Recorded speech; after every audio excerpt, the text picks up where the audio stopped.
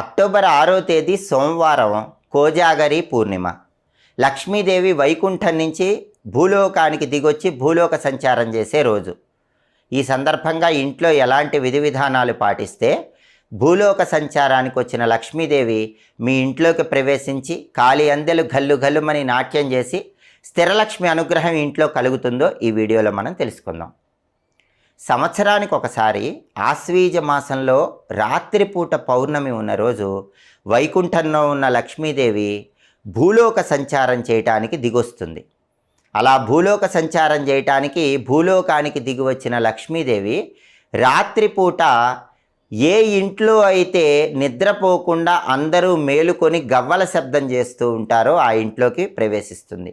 ఆ ఇంట్లో ఉన్న వాళ్ళని అనుగ్రహిస్తుంది. దానివల్ల స్థిరలక్ష్మి అనుగ్రహం సంవత్సరం మొత్తం ఉంటుంది. స్థిరలక్ష్మి అనుగ్రహం అంటే డబ్బు నిలబడుతుంది, ఖర్చు